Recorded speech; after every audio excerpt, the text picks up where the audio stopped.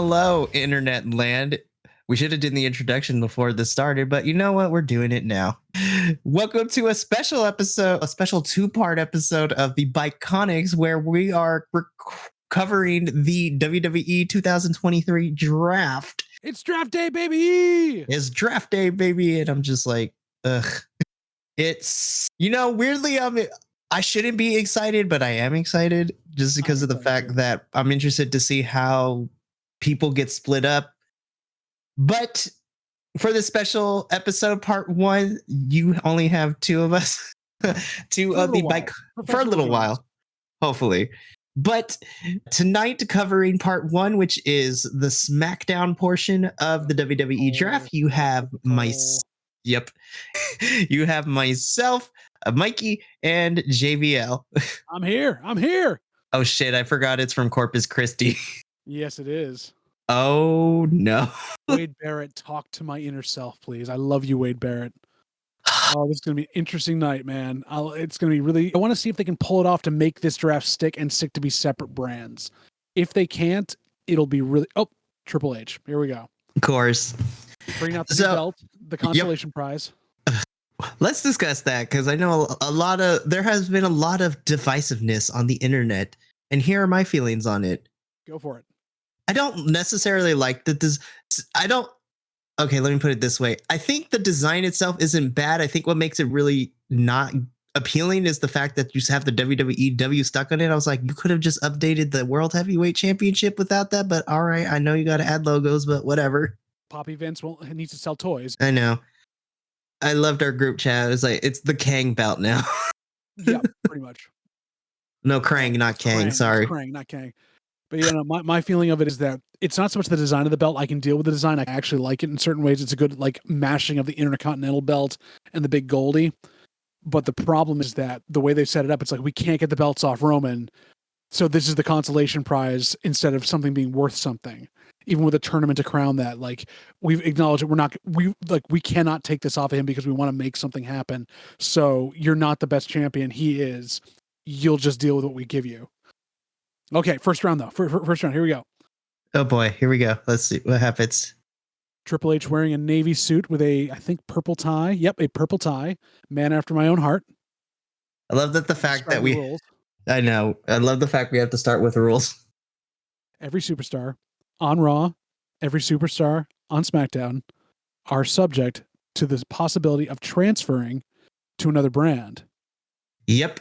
50% of the roster will be drafted tonight. And that was that list they sent earlier today of these people that are available tonight. So I like that difference from the other one where it's just the randomness. Okay, here's your pool tonight. Here's the pool so we have an idea who's going to be on what show. Exactly. So while we're watching, we should explain what the WWE Draft is for all the listening audience. So in short, basically JVL explained it. The main roster WWE, there's three brands, but people only really discuss the main roster, SmackDown and Raw. Yep. Where we are figuring out who is going where. And also, some people can be drafted singly. Some people can be drafted as a team. They have split up a couple of the stables, so we'll see what happens here. This is going to be very interesting. The post-draft roster. So they'll show the post-draft roster after Backlash. That next Monday, they'll be able to pick and choose. Yeah. Here we go. First round. Oh, 4 picks. Damn. First 4 picks. Damn, they're going quick. Oh, come on, Triple H. Are you ready? Oh, Brad said, are you ready? Ready. Jeez, and he has a heart attack right there when he's talking through it. No. I don't want Chirps to have a heart attack. See, I liked it better when Stephanie did it. That's... Oh, my God. Honestly, Stephanie... SmackDown's picking first. Ooh, that makes sense. They're probably going to pick Roman first. The New Day? Nope. Of course it is. You had to make the first pick. Was I right? Solo and Roman. When they split the bloodline up, they split them into the Usos, Roman, and Solo. And I guess Paul is a third. He's being drafted, even though he's just an advocate. Huh. That's really interesting. I wish we could have set this up on 2K23 And they've done this with all of us on there in different brands. We should still do. We should all do GM mode as a Patreon exclusive and run a GM mode, just sim it, and we can all like get on once a month or whatever and run a couple of times. That'd be great. Have Mini run on his end. I know. Raw's gonna pick their new champion, right? Lee on Raw, which is what it was before, with a big gold belt being on Raw, and then you had the SmackDown 6 with the WWE title. Right. Who's gonna be the new SmackDown 6, do you think? Huh. That is definitely a point of order. We'll talk about that in a second. Here's the second pick. Ooh, here we go. Cody Rhodes. Yeah, you gotta split him away from Roman. First pick for Raw, Cody Rhodes. Makes complete sense. I'm not liking that they're not showing them. Because what they said this year with the draft was that no one actually knew where they were going. Like didn't tell folks about it to be there. So they can't get to people in their houses or whatever. Reaction shots would be great. It's just boring so far. I like the older draft when they had the Undertaker got drafted and he's like, what do you mean I'm going over to SmackDown? I'm like, yep, we shall see. And of course, SmackDown picks up 3 people versus 1, and SmackDown and Raw has 3 hours. Yep. So we shall see. Well, we will. By the way, the chat on the stream that I'm watching this on is really horrible. 'Tis the internet. Oh my god. Oh, Bianca Belair's on SmackDown. Or is she going to Raw? Huh. Oh yeah, she's going to SmackDown with the Raw Women's. Is it going to be a swap? Where they have a drop in the ring? Honestly, I prefer that because Bianca has ran through pretty much every single woman on the Raw roster. Whereas I would love if they did the thing they do with the belts they had here. So you have the Women's Championship or the Divas Championship, and that's the 2 belts on either brand. You split them up like that. Yeah. Becky Lynch is on Raw. So is this going to mean that Seth's going to get drafted to Raw? Yes, it is. Seth already wants that belt. This makes sense. They're drafting the married couples together. So this is going to happen. So now we know Seth is probably going to go to Raw tonight. Which makes sense. And I know people are like, Cody should win the new title. I'm like, no, I feel like Seth should get this title first. Yeah, because he doesn't finish his story if he wins the new title. All right, so they're announcing someone coming out. This is the Usos, I'm assuming, coming out? Yep. The Usos are coming out now. They're not drafted. They're just coming out now. Yeah. This is, so far, 4 quick picks that we expected. All of them would go early. It's boring that Triple H is reading out the whole thing. There's not like a lot of, for all the hype they put up with this, there isn't a lot of like newness to it or something to engage me in this. It would be at the regular draft where someone has to come up and accept or something like that, get a Raw shirt, do something else. And I don't know why they couldn't do something like that, especially with this. It just seems it's just moving segment to segment boringly. I'm assuming the Usos are going to make a statement here, but I don't know about you, Mikey. I feel if you're going to set this up as a specific special episode, make it different, make it special. Yeah, and when they announced it too, I thought it was weird that they were, I thought it was really weird that they decided to do the draft a week before their next PLE. And I'm just like, all right, cool, I guess. I like it better here. It needs to happen after WrestleMania. I hated it when they used to have it like right before Survivor Series, and then they do Survivor Series brand versus brand, which made no sense. Whereas WrestleMania is the end of the TV season. That is the end of the season of wrestling for the year. You do the shakeup of the draft right after that so that you get to build all these storylines into the next year. So that's good. But for me, they're not doing anything to make it different than a normal episode of SmackDown so far. It's just a promo where he's reading off names. Have a video package, have something where like they have to react or something. They're in the building. Because if you're setting up this, like you only get half the roster to deal with plus NXT and everything else, have them in the building, have them there reacting or have a pre-taped reaction. Cause they know who they've drafted. Oh no. I don't know, Mikey, are you feeling like that? Like it's not boring, but it's just not grabbing you or? So like, I think the last time I was excited for the draft, what was it? I think back in 2000 and what was it? I think it was 2016 when we had the Raw and SmackDown split, and then like 2016 SmackDown was a shit. Yeah. So I think it was either PW Insider or another source. They were saying that WWE is touting with the idea of this brand, like the draft and this brands being split again, that they're going to try to revisit to brand specific pay-per-views. and they didn't have a decision whether it was going to be both brands get a pay-per-view in a month, or whether it's like on off where SmackDown gets a month, then Raw gets a month, and then for the big four, they have both rosters, obviously. And like you could even make WrestleMania night 1 and night 2. Night 1 is Raw or SmackDown, night 2 is Raw or SmackDown. Kind of do it that way. But that needs clarification, because if it's 2 pay-per-views a month, that's going to burn itself out too quick. Yeah, that's a lot, because I remember 2016 wasn't as bad, but I remember I'm like the second brand split where you had both in a month. It was like, holy crap, because you get 2 weeks and then you only had 2 weeks worth of build for each pay-per-view. Whereas exactly, you can get up to 8 weeks build for each pay-per-view. If long-term storytelling is going to be a thing, which we know Vince won't allow. No, he will not. And I'm like, sir, why not? But I'm like, I know the reason. He doesn't have the time to wait around for things to do anymore. He's going to die soon, hopefully. Yeah, usually, like, under normal circumstances, I never wish for anyone's downfall. With this, I'm trying to pull up the article so I can let everybody who couldn't join us be like, all right, this is what happened. All right, where are my sources? Adolfo's texting, asking how the draft is going. Just join us, man. He's at his mother's. I'm waiting to see where this ends up on Botchamania. I'm so happy tomorrow's Saturday, though. God, I want this week to be over. I feel you on that. So right now, for where we're watching, it's just a promo off between the Usos and Sami Zayn and Kevin Owens setting up the main event.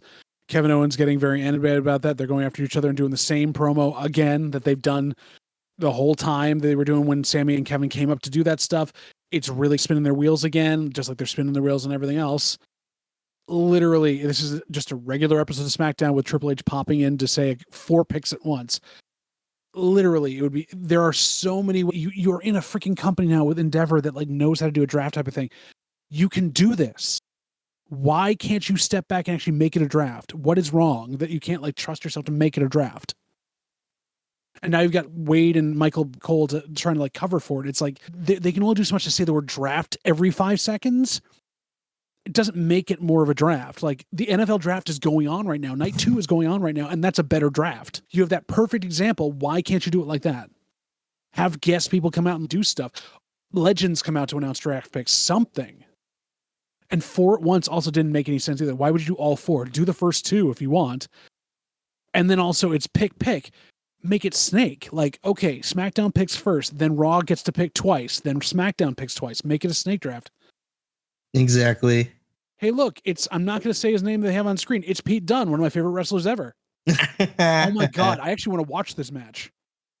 Pete Dunne versus LA Knight. Yes, please. Give it to me right now. Give it to me. They're doing it right now. There's going to be a commercial break in the middle of it because obviously it's next. Damn it. Give Pete Dunne his name back and give him his goddamn music back. Get him off the Brawling Brutes and we're good. That's all I need. And honestly, I would love to see an intergender, if they do a couple of like mixed match challenges, intergender with him and Tegan Nox on a team. Yes. The most hard-hitting freaking thing ever.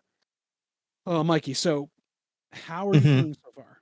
Okay, so with the picks that we have so far, obviously I knew that Roman and Solo are staying on SmackDown. Like each brand has to have the champion, so I didn't see Roman going to Raw at all. So SmackDown's the thing.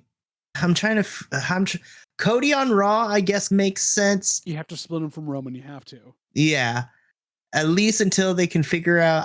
But then again, it's brand split, but is it really ever? Honestly, but I'm very interested to see how Cody gets to SummerSlam. Not very well. He's going to have a couple. He has to beat Brock, and he's not going to beat Brock at Backlash. Damn, you beat me to it. I was about to text it. It's all right. We're both doing, so for everyone listening, we're doing some admin behind the scenes because a couple of our co-hosts could not be here with us tonight. So they're asking how things are going where they are, and we're trying to update them via text while talking to you and making this worthwhile for you to listen to, because obviously it's just the two of us. Although I will say, this is how it started. We're being able to do this. We'll talk our way through it, and I'll keep feeding Mikey things to talk about because obviously I'll just come up with shit on the fly. Yeah, let's see. Cody to Raw, I think, is good. It was going to happen. Wherever Roman went, he was going somewhere else. At least they're going to draft Brock to Raw now to cover that. Which would make sense since Cody and Brock are fighting at Backlash next week. Exactly. let's see. I'm happy. Yeah, I'm happy. I'm happy to see Bianca on SmackDown, but it won't make sense if. Now, there's two ways I could see this. They're obviously, if they do a belt swap, that would mean that Rhea would have to be on Raw, which I think is a good choice, maybe.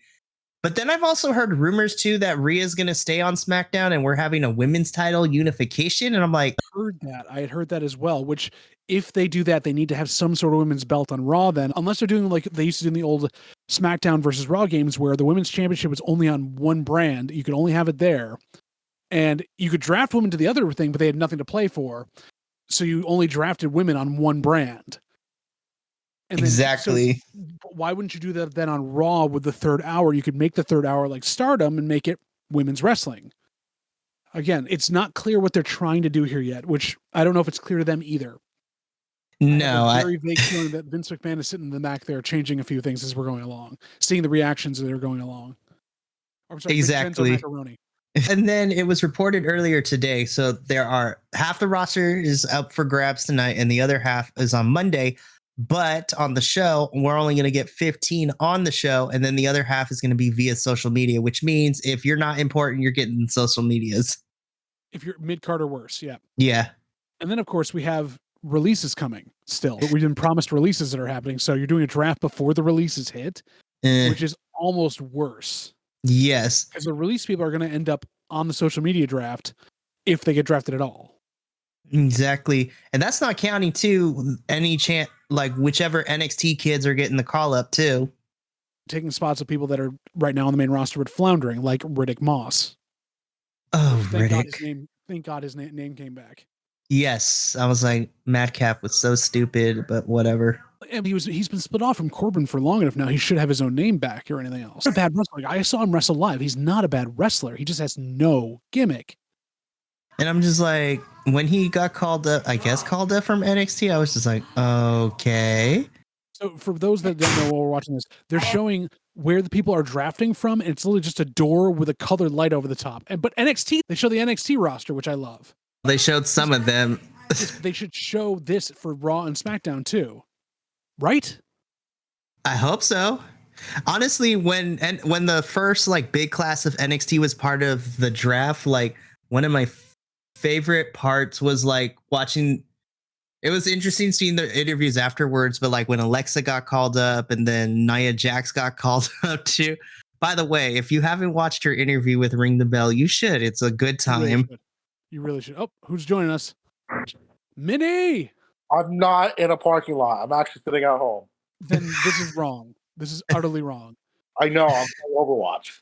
We've got Bianca giving us a video package, thanking everybody, letting her know that she's happy to be going to SmackDown with the Raw Women's Championship. So this is the first reaction we've seen. I just saw that text and I was like, "Oh, that's right. They're doing the thing tonight." Yep, it wouldn't be a thing like this unless Minnie came in a little late. Meanwhile, I'm actually excited for the match coming up right now, Minnie, which is Pete Dunne, not Butch, versus LA Knight. I'm actually excited to watch this. Yeah.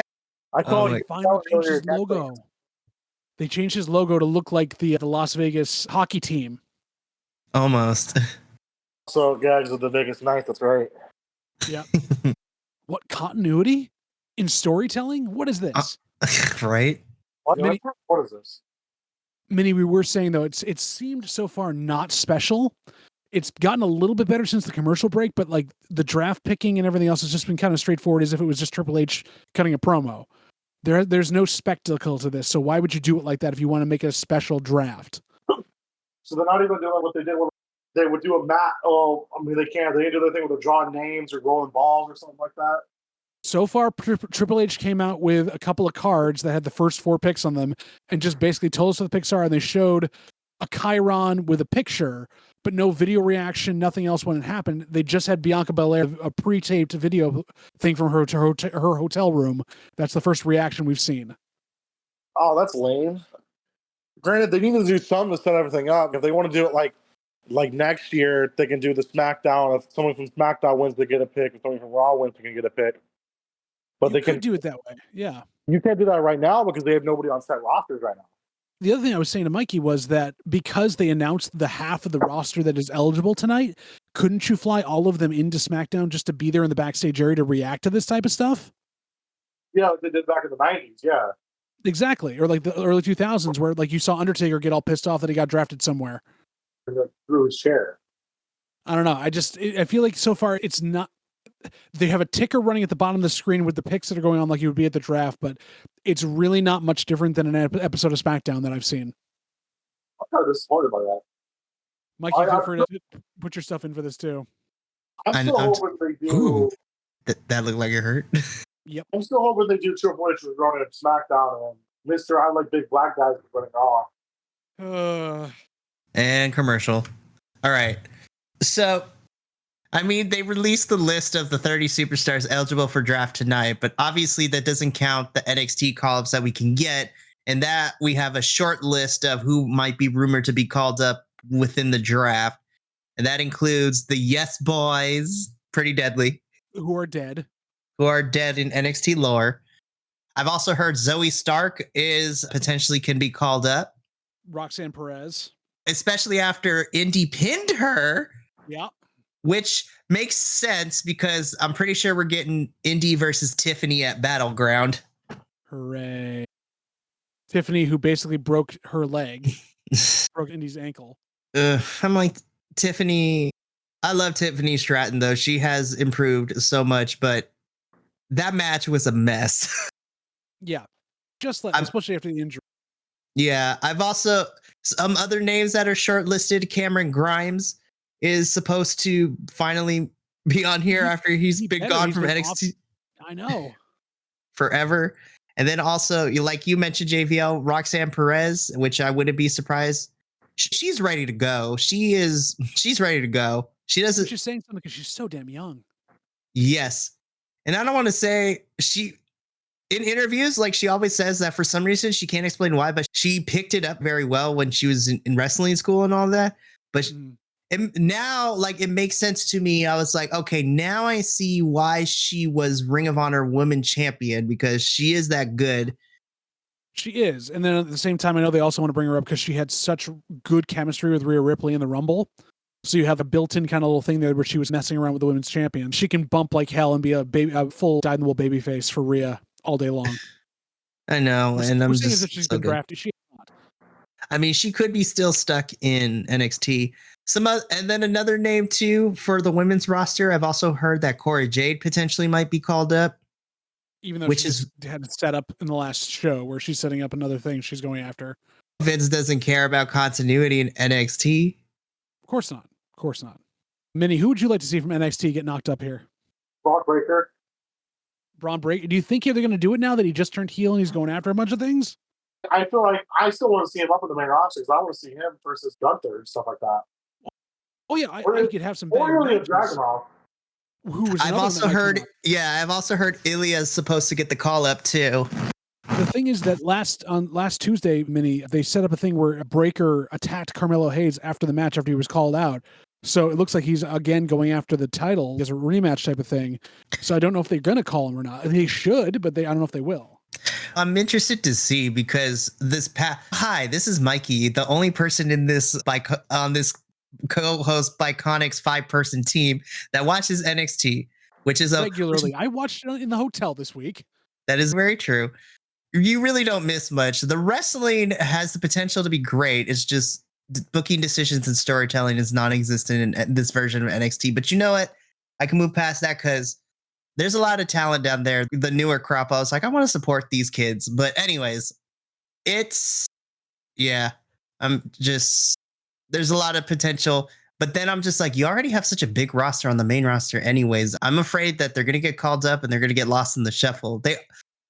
But to add to JVL's point, I don't know what we're doing because this past Tuesday, after Carmelo won his match, I don't know if Grayson Waller's legit hurt or if it was a work, but that did not look right when he rolled in. They're saying that it was legit, that he is actually legitimately hurt. I was like, rolling in is what did it and not the jumping your arm through a ladder at Stand and Deliver 2 years ago did it to take you out. And Minnie, the other thing I was talking about was like Raw still is 3 hours. If you wanted to have a way to differentiate Raw's third hour or make it the second hour, whatever you wanted to do, draft more women and bring both women's belts over to Raw and make that last hour just like Stardom, like women's wrestling. Vince would never do that. That's a good idea. I know he won't, but it'd be the smart thing to do. That was a high superplex. That was Right. a hell of a bump he took. Ooh. Mikey, I think your feed's just ahead of mine. Oh, listen, it wouldn't be a Bi-Conic episodes without me saying LA Knight and dead ass. Yeah, exactly. He's got a booty in hell. And I'm just like, what the hell, man? Oh, yeah. So, Minnie, now that we've got our champion on one side and they're going to be drafting on the other ones, who do you think is going to be the next pick that's going to pop up here? Like, each one of you, who do you think is going to be the next pick they're going to bring out this early in the evening? It's going to be probably the mid-card belt, so I'm assuming they're going to be doing like Austin Theory and Gunther. You think that's going to be the next couple picks, or do you think they're going to pull in some tag team stuff or do it that way? Okay. I think they might save tag teams for SmackDown because SmackDown's something to look forward to. It's true. I'm just thinking like they might save big picks for the hour on the hour, so at 9 o'clock hour they might do some more. But you could be right. I don't know. Yeah, I think they're going to do the main for Raw, and then that's how big the tag team stuff is right now. They're going to go to SmackDown and do everything on SmackDown. Because Friday is also the tag team title championship. And whatever, they're doing that Friday, I think, right? I don't know. I'm not sure. So right now they've got the main titles on SmackDown, and then they're doing a tournament on Mondays for the new like big Goldie with the logo belt. It hasn't been said yet, but knowing logic of WWE, the next couple of weeks we're going to be getting this tournament, and then I think at Night of Champions is when we get the finals of whoever that is. That's the plan. I can immediately tell you I know who's not going to be in that tournament or is going to lose. Sami Zayn? Yeah, Sammy and Kevin are going to, if they're in this tournament, it depends on what happens in this main event. Yeah. But if those two are in the tournament, like they're going to lose because Sammy and Kevin are not going to Saudi Arabia. And I was telling JVL Mini, I said that I think Cody should win this new belt. I'm like, no, that's the wrong choice. In my opinion, Seth should be the one to win this new belt. Either Seth or Edge. It would be a nice one more time retirement, but I think Seth is ready. Is that Rob Van Dam? Where? Again, I think I might be ahead, so I need to be careful how I word this. Solo putting on his Samoan spike right now. It makes sense that we're bringing. Rob Van Dam. Yeah. It makes sense that we're bringing out legends for the draft, which is interesting. Looks like he's got some problems with his face. Michael P.S. Hayes, who's still stupidly alive. So now that we're like in between things. Yeah. Did you guys hear the report that Ted DiBiase Jr. is in trouble with the law because he's a fraud? Yeah, this is doing to Brett Favre and stuff like that too. But Mississippi got fucked by a bunch of people. That's crazy. Literally fucked. And it's not surprising. I'm surprised his dad didn't get more time too, because Ted Sr. was involved, and so was a bunch of other like major names in Mississippi sports. That's insane to me. I'm just like, what a way to actually bring your father's gimmick to life. Pretty much steal money from the poor the entire time. It's not unsurprising for a man that like thought so much of himself, but now he's fucked on himself. Somebody else fucked on me.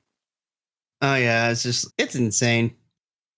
All right, we can do little bits of news too. So I'm not surprised because in Japan titles can change hands like all the time, so I'm used to it. But to see Mercedes lose that title that quick, I was like, damn.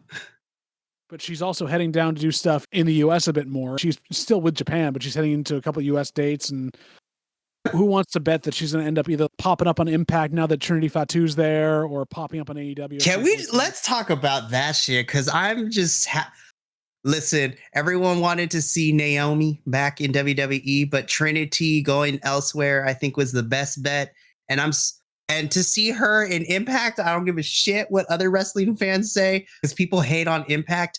In my opinion, Impact has the best women's they book, like, Impact is the promotion that has the best women's booking. Their booking for their women is always strong. There's more than one going on at a time. Take notes, Vince, Trips, and Tony for that matter too, Mr. Khan.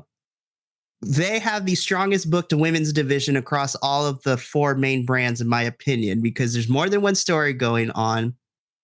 And you even have storylines that don't need the title. Because right now, you have currently the women's tag team champions. You have, which is weird, by the way, you have Taylor Wilde is now one half of the Coven, and they're the current Impact Tag Champs. So that's very interesting. I never thought I'd see Taylor Wilde win tag team championships while I'm alive. Well, I love her though. That's the other fun part of it. It seems like there's a plug and play aspect of it too, where it's not just beholden to one set of characters to get the things across. They trust that anybody can be plugged into a fun storyline and work on it. Yeah, because the Coven is going off against Jessica, and Rosemary's MVP. She's been there for a while, and I love that Impact like leans heavily into the hokiness. Sometimes I'm like, if you're gonna do hokey, spooky, supernatural stuff, Impact is the way to go, because they have the undead realm with Rosemary, but right now, storyline wise, they can't get in because somebody's blocking it. My hope it's a returning Su Yung at some point. Now that she's done being pregnant. Wow, Mikey. Wow, that's a great way to put that. She had a whole ass baby. Oh, I love Su Yung. She's a mother that's gonna take up a lot of her time too. Like Jesus Christ. But that was a lot of fun.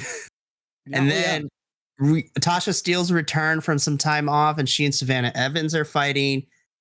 Jordan Grace is taking on new Impact Impact Knockouts champion Deanna at the next pay-per-view, Under Siege in May, which is always going to be a great match. Yes, it is. Here we go. All right, here we go. RVD and Michael P.S. Hayes. Haven't heard this theme song in quite a while. All right, who's going to be picked next? So Minnie thinks it's going to be the mid-card titles next. I don't know. I think that they're gonna grab a couple tag teams or grab maybe one of the two of the women's division. Maybe it'll be an NXT call-up, but I don't think NXT call-ups yet. No, they'll probably, if they're gonna do NXT call-ups on the show, it will be like, let's see. And of course, they can't use Michael Hayes' own song that he sang for the Freebirds. Okay, here we go. Second pick, second round. Old. So I'm a bit ahead, but it looks like that rumor, at least for now, is not coming true for this with this draft pick. Okay. Yep. They missed their window on that. They missed their window to split those two up. So that's the problem, is that they had to be drafted together, because they should have done that right before Elimination Chamber. That would have been perfect. They missed their time to take them apart. And when they had them at WrestleMania together, they weren't going to break them up. I should be taking notes. Hold up. Yep. Street Profits together. Yep. So the Street Profits are going to SmackDown. Now Raw picks. If we get through RVD. What? Oh. We're waiting here. Mikey's ahead.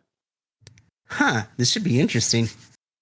But I'm not surprised. I actually had this as like in my little head of what was going to happen.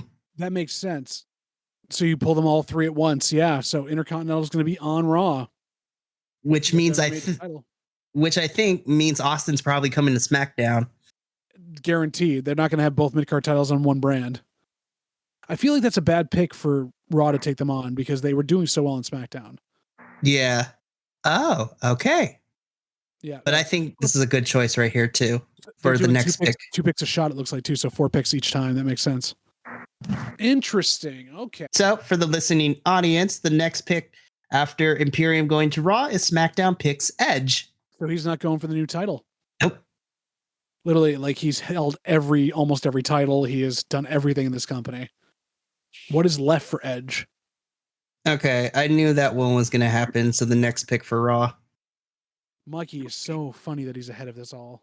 Here's the thing. I'm ahead, but then it's always like still giving me problems. So just Riddle by himself. Interesting. Minnie, what are you thinking about these picks?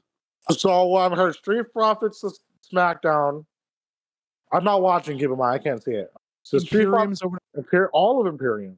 Yep, all of Imperium. This was the whole faction over. Okay. And I was right. Theory went to, so they did the mid cards. They did not move Theory, but we're assuming Theory is going to go to SmackDown if they have Gunther on Raw. And then Edge to SmackDown. And then Matt Riddle is staying on Raw. So that means the Bloodline spot. The Bloodline is on SmackDown. Roman and Solo and Paul Heyman are, but the Usos have yet to be mentioned. Usos off, yeah. They might. I wonder if they're going to split the Usos up and move Jimmy to one, Jay to the other, or just move the Usos to one. They might move the Usos away from the bloodline. Because they're already starting to fall apart, which makes sense. I am not enjoying that it's not a snake draft. I would love that better, where it's like SmackDown picks, Raw picks, SmackDown picks. So it goes back and forth and there's a little bit of stuff to it. All right, I'll be on officially for the Monday one. I'm gonna cool. Do what I'm doing. I'll keep updating the picks on the text string so you can see who did what at least. Yeah, I'll shoot my opinions there. Cool. Right. See you, Minnie. Laters. And again, there were two. As it should be. No, I'm just kidding. So 2 tag teams moved and split apart, which I'm sad because Imperium needs to start doing some tag team stuff. It would be cool to see them against the Street Profits, but nothing substantially different other than moving Gunther brands basically in that last round. And again, they don't have a reaction to this. It'd be better to have a live reaction. I feel like just announce them does nothing. Although they're going to get one for the Street Profits. Sure. The Street Profits are on right now. So we apologize, folks, if there are lulls here. Is that we're watching this episode live. But yeah, I think, Mikey, for them especially, they missed their window to split them up. So now they've got to work with it for a little bit longer till they get something set in stone. Yep. Wait a minute. I thought that Braun hurt himself. I haven't heard anything. I guess not. Or if he is, he's going to still work through it. Which, by the way, I understand when wrestlers want to, but I was like, you guys, can we not? I was like, don't hurt yourself, y'all. Yeah, I was pretty sure that Braun had a concussion or something. Something like that. This should be a fun match. It should be. So did you hear the rumor, Mikey, that Big E is in the draft pool? That's what I've heard. That's what I read this morning too. Now, this is also leading into what I was going to mention. Yeah. But, okay. Again, I'm ahead. Yeah, I know you're holding on. So it looks like it's a tag team, gauntlet or something else. Or yeah, this next faction coming out, I was like, I want them to finally get a win. They need to. They weren't getting wins before they were this faction. It's just, but my mind blinked. What were we talking about before that? Big E being in the draft. Oh yeah, Big E is part of being drafted. The only 2 superstars that were not listed were Bray and Randy Orton. That is it. And anyone else Alexa on the injury list. And Alexa. Alexa was not listed either. That's a little surprising. And also, my friend Jesse, that Bray is his favorite wrestler, so he's very upset. By the way, if you're just as a future reference, if your friend ever wants to come on to this podcast, I'll tell him to. I'll tell Jesse to join us. Because he's the guy that I watch all the pay-per-views with. I go over, we cook a dinner based on the theme of the pay-per-view. We sit down, we watch together, and then I go home. I would love that. Let me see if there's any teaching jobs in your area. Hold up. You want to work in Vermont? Go right ahead. I don't know. We'll see. That's a lot. It's very far from your family. That is very true. At least this time when Braun threw him, he didn't fall flat and short and have to do a flat back bump. Oof. And commercial. Yeah. All right, we're caught up. I think I'm still a little bit ahead. It's fine. It is. I could feeds if I wanted to and see what would happen. It's all right. But Mikey, so we have Big E. So those 3 are some of the ones that weren't listed. I guess that officially says that Big E is good to go, or are they drafting him back in a Paul Heyman role where he can't really take bumps, but he can be involved? And I would love to see Big E back in the ring, but I would honestly, for me personally, if he can't really take bumps anymore, I just want to see him back on my TV screen, period. As a personality, he's wonderful. And we need him involved in what he was doing just because he does a great job outside. Yeah. Helpful. I don't know. Oh, man. Oh, there's your girl. Yep. I love her to death. I still stand by that. Asuka should have won the title at WrestleMania, but you know what? I don't blame Bianca. I blame the bookers. Exactly. That makes complete sense. Which, by the way, listening audience, let's talk about this real quick. If you're mad that your favorite wrestler doesn't win the title or doesn't win the match at the big ones, don't blame them. Blame the bookers. Because I remember, what was it, 2-3 years ago? The amount of people that were coming after Alexa Bliss during her, I think either her SmackDown or Raw, championship reign, and I was like, why are we coming after her? She's just putting on the match, you guys. You should blame the bookers. She's doing the best she can with what she's been given. And as John Cena said many times, most of the stuff they're given is utter shit. And they have to make magic out of it. Definitely. She's doing what she could have done. I'm insane right here. Like, I'm not mad at Cody for not winning the title. I'm mad at the booking for not pulling the trigger when they should have. Oh, yes. And I'm just like... Yeah. It's proof that there's still too many cooks in the kitchen and it's only getting worse. And we were doing so well with so few in the kitchen before this all. But now everyone, once again, we're back to everyone and trying to put their hands in the pot. Well, to show a reason to their new daddy overlords that they should be there and their job should be secure. And also with that lawsuit coming in right now about the creative, like seriously. Ooh. When I tell you, when I read that, I was like, I shouldn't be surprised, but damn. The level of the terribleness still surprised me a bit. Especially with the whole thing of Mansoor's thing when he was 6 years old when that happened. Like, really? That was horrible. That's what you could think of? That's what you as a writer, like Freddie Prinze Jr. is, of course, and I'm not in that writer's room anymore. I don't need to worry about that crap. It's just so terrible. And I don't want to say I understand, right? But I get that the writer's room were different at certain periods of times because wrestling culture was different compared to what it is now. But I'm just like, as a kid who grew up in the 90s and the mid 2000s and now is in 2023, I look back at it and I was just like, I get it, but I also don't get it. I guess is the best way to put it. I was like, what the fuck is going on? Yeah, exactly. And it hasn't changed much. There's still that mentality at the top, which is terrible. And when the only person in the room that's the only woman and only person of color is having to defend this stuff, and like the wrestlers themselves are like, no, we're not doing this. There should have been some more pushback against these writers and the changing of the guard. But again, at the time, no one wanted to be in that writer's room to begin with because you didn't know if the stuff you'd write would get torn up the night of the show. I'm still bitter that the Raw after Mania, when I had Minnie here in person, was trash. It pissed me off. We had pizza and we had a good time, but even still. Oh, believe me, I'm right there with you. I was actually glad I could not watch that one, even though I wanted to see what it is. The Raw after Mania hasn't been the Raw after Mania, though, for like years now. It hasn't lived up to that, like anything can happen, weirdness, all that stuff in a while. And I was like, okay. And I was fine with that. But I was just like, just the amount of nothing that happened. It was just like, I should have known better. I was like, oh shit, we're getting the first hour commercial free. We had 2 minutes of wrestling within that hour. With 17 promos, yeah, I know. Whereas they had cut so many things, like including like last week too. They cut all these women's segments and matches and everything else for something that didn't need the time. For what? Because Vince doesn't like women? I mean, as equals, no. As property, maybe. Yes, it has been proven. Damn, Braun, you tripped over everybody. I know, bro.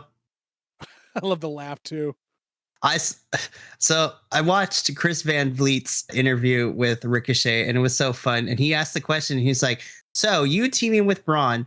He didn't say the exact words, but he hinted at it. It's just, was this Braun's punishment for talking about how flippy dippy wrestlers can't do anything? And Ricochet said it perfectly. He doesn't matter. And I was like, I'm having a good time with it. He is, and I'm like, that's all that matters to me. And I said, and I did show him that flippy dippy wrestlers are cool. I was like, there you go, Ricochet. No, one would hope. One would hope. And if there's anyone that could, is one of the two ambassadors of flippy dippy wrestling. Yes. Good old Trev. I mentioned that to somebody that his real name is Trevor. Like, Trevor? I was like, of everything. Of everything. That never gets old every time I see it. Every time. I need me some Ricochet versus somebody else now, though. Honestly, a Ricochet Chad Gable match would make me so happy. Yes. And I want Gable to be the one that dethrones Gunther. I want Gable to take the IC title. Oh, yes. Although it'd be fun also to have Dragunov versus Gable if he gets drafted. Oh, that match would be so good. You would think that. Yeah. As I was reading the list of available superstars across both nights, and then I'm looking at some of these names, I'm like, you're not really doing much or have been on TV for whatever reason. Like, I see that the OC is all up for action, and I was just like, y'all are doing house shows right now. as a unit. That's built in their contract because they're old enough. They don't want to do house shows. Although Mia Yim could use the time because she's not being used for anything. And it makes me sad because she was prominent in Impact like last 6, 7, 8 months she was there. And she's her match with Mickie James was fucking amazing.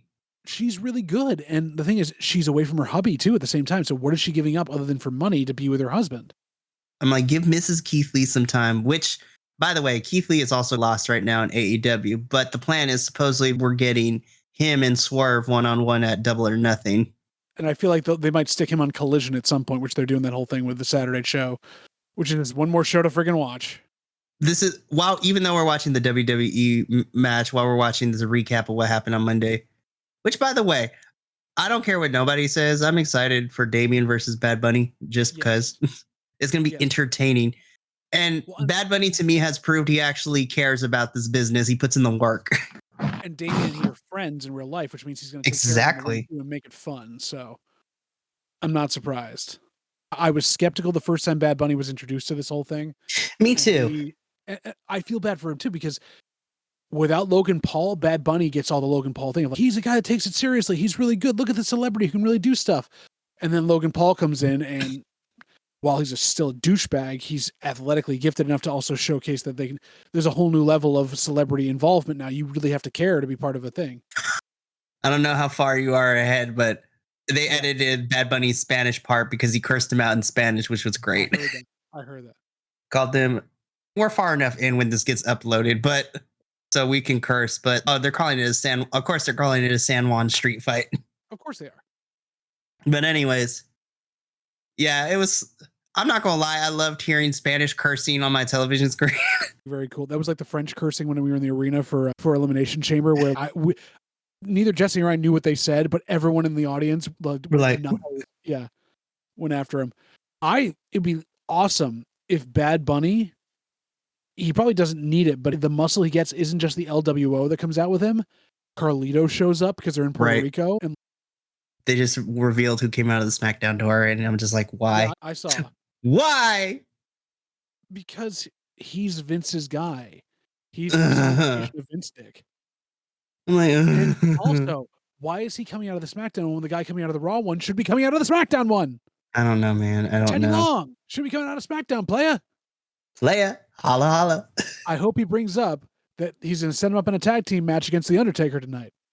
That'd be fucking hilarious. And then Mark Calloway just pops up like, Teddy, stop. It's like, we can't do this. No, can't do it at all. Sad Teddy Long noises. Your draft means so much that you can't even get Roman Reigns to show up for SmackDown for it. I know. I'm just like, not even a video message, not like a video promo. He honestly doesn't care. As a character, he doesn't care. Him as the person, I was like, man, you need some time. I get it. But even still, I was just like, come on. Yeah. My feed froze. No. Get to two with me. Okay, I'm on it. Hold up. I'm trying. Who has not had a problem with me so far, so I'm happy about that. Lucky you. I am lucky. Thank you very much. Where's the frickin' professor? I was like, you said the class ended at 5. It is 6 where you are now. I know. It is 9 where I am now. That honestly is one thing I keep coming back to every once in a while. I was thinking, like, when I lived in Chicago, I was on Central Time. So a lot of these things would be like earlier in the evening. So like I get the Daily Show at like 10 p.m. I was out later and everything else, but I could catch things early and like have an early night. I also have to get upstairs too after this because my ice cream base is still sitting in the fridge cooling, but needs to be made into ice cream tonight. Oops. It's an experiment with me too. I don't know if it's going to work or not. We'll see how good it comes across. Blueberry lavender. Ooh, nice. I was going to do blueberry basil, but I figured I'll do lavender first. I have lavender extract. Sorry, I cook on the side, folks. When I get into a weird ADHD like rabbit hole, I cook weird things. Oop. Oh, that's right. Yeah, we lost the bear. I forgot they're doing maintenance work on one of it. We only have one bear with a dick in his mouth now. So hopefully he lasts the whole we only got about an hour. Hopefully he lasts. Hopefully he lasts. Jesus. Oh, Mikey, so how are you feeling about the draft so far? We've had some interesting picks. Nothing out of the ordinary, no weirdness yet. Other than the Not fact that they yet. got Imperium all together. That was a little strange for me. They would do all three if they were looking to split people up. But you want to keep him with Imperium, I guess. So it makes sense. Right. Let me see. I'm not like too surprised with some of the ones that we've gotten. I'm waiting to see what happens with Rhea to see how I feel about Bianca moving to SmackDown. Because if the women are switching brands and they swap titles, cool. Because it gives Bianca more fresher matches, new people to face. Same thing with Rhea. Yeah. But if Rhea ends up on the same brand, I'm interested to see how that goes. For me, I'm also interested in the mid-card folks they're going to pull in. I want to see a couple more of the tag teams or groups go. Those are the ones that are going to either make a difference or not, but I really want to see where they end up because it's going to tell me who they're actually looking to push in the next 6 months, hopefully. JBL, you couldn't have matched those pants to that suit. Are you still ahead of me? Holla, holla. You're still ahead of me. JBL's just coming out right now. Oh, JBL, you look like you're going to a middle school dance. At least Teddy Long is matching damn to some extent. Teddy Long is Teddy Long. Teddy Long is awesome. Holla, holla. You're going to get the pick before I do. All right, I'm not going to spoil it, though. Don't worry about not spoiling it. Just do it. Get your honest reactions when it comes through. I'll do the same thing. All right, so SmackDowns. Teddy Long is still walking to the podium right now for me. Huh. Interesting. Teddy Long is still dancing for me. Okay. He's waving. Okay, so that tells me what's about. No, actually, that might make sense. I don't know how I feel about this. About SmackDown's pick? Yeah. Interesting. So he's going to SmackDown. Mr. Bobbles Lashley. Gets Brock, but who's going to go up against? Huh. Ooh. Interesting, given everything that's going down with his contract at the moment. Really? Supposedly. Drew? Is it Drew? It's Drew going to Raw. Interesting. Okay, so where are the Brawling Brutes going now? Because you want him... They're sticking him near Gunther right now. So that means a rematch somewhere down the line of Gunther and Drew, the Scottish psychopath. Oh, okay. So SmackDown picks. Interesting. This should be fun, though. The next pick, say that SmackDown picks Idris Elba, but that's not. That'd be hilarious. No, but SmackDown picks the OC, the entire faction going to SmackDown. Got drafted. So they're all going to SmackDown, which I think is great. Meeting him on SmackDown gives me some possibilities for some cool matchups. Does that mean they're going to keep Judgment Day then on SmackDown to have, because that's brand warfare right there. Like you want that to be that way. That's why they set them up that way. And then AJ got hurt. Of course, they're keeping him on Raw. Duh, that makes sense. Raw's pick is The Miz. Does that come with Maurice or without? It's just him. Interesting. Wherever he goes, I'm pretty sure Maurice will go. That's a high draft pick for The Miz, which is surprising. Like you want him that early in the draft. He hasn't done anything. Nope. All right, so he was the host. Yeah. Of WrestleMania, I guess. I'm looking at his Chiron, 2-time Grand Slam champion. Great. Hosted this year's WrestleMania. Okay. Star of the reality series. So nothing else. Star of the reality series. It's my woman's, or at least one of my women's is. I see. I don't see yet. The cosplay queen. Oh, WWE. She's on it. Nice. And she's actually in ring gear. She's been fighting the last couple of weeks. She's up against Riga in Puerto Rico. Poor Sonya. She didn't even get an entrance. Where do you think that Shane McMahon's quads are going to get drafted to? To the nearest ER. Probably. Are you typing in the group chat? Yeah, I am. Okay. I'll take that responsibility on Monday. Yeah, it makes sense. Honestly, I actually want more people to be on Raw because it is a longer show. They need it to be. That's why it used to be where like Raw would get 2 picks to 1 every time. So it was Lashley to SmackDown, OC to Raw. So the order it went was Bobby to SmackDown, Drew to Raw, then the OC to SmackDown, and then the Miz to Raw. Mrs. Matt Cardona. Yeah.